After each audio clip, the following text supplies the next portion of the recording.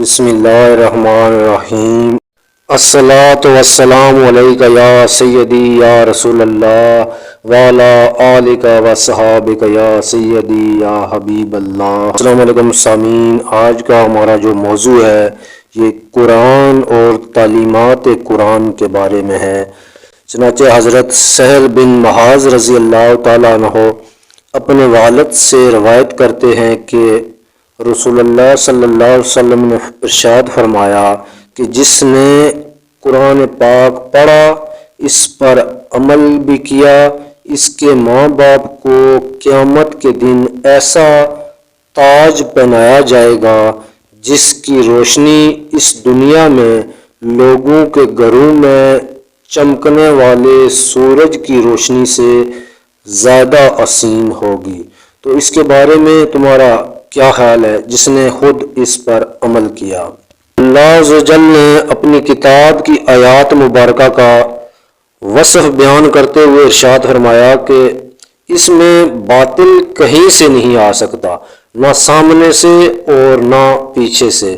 یہ کتاب بہت حکمت والے حمد کیے ہوئے کی طرف سے نازل شدہ ہے۔ پس باخبر طالب ہدایت کے لیے ضروری ہے کہ وہ اس کتاب کے چھپے ہوئے اسرار جو اس کی تہہ میں پوشیدہ ہیں کی تلاش میں غوطہ لگائے، اس کے سمندر میں غوطہ زن ہو تاکہ اس کے یکتا موتیوں اور اس کے آرو میں پروئے گئے ہیرے جواہرات حاصل کرنے میں اور جو اللہ عز و جل کے اخلاق سے متخلق ہونے میں کامیاب ہو جائے، تاکہ خلافت اور نیابت اس کو عطا کر دی جائے تو وہ خطاب الہی کا مستحق بن جائے گا۔ حضرت علامہ اقبال رحمۃ اللہ علیہ اپنے کلام ضرب کلیم میں فرماتے ہیں کہ قرآن میں ہو غوطہ زن ہے مرد مسلمان، اللہ کرے تجھ کو عطا جدت کردار، جو حرف کل العفو میں پوشیدہ ہے اب تک، اس دور میں شاید وہ حقیقت ہو نمودار۔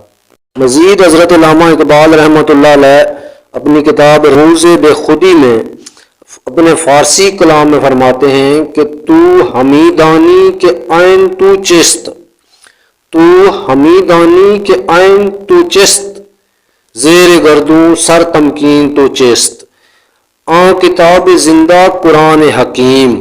اس کا ترجمہ کچھ یوں ہے کہ اے مرد مسلمان، کیا تجھے معلوم ہے کہ تیرا عین کیا ہے اور اس آسمان دنیا کے نیچے تیرا قیام اور تیری قدر اور عزت کا راز کیا ہے؟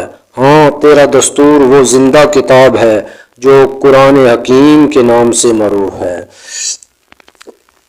تعلیمات قرآن سے حقیقی معنی میں فیض حاصل کرنے کے لیے لازم ہے کہ ہر مسلمان قرآن مجید کے ظاہر کے ساتھ ساتھ قرآن کے باطن میں بھی غوطہ زنی اور فکر و تدبر کو اپنا اشعار بنائے۔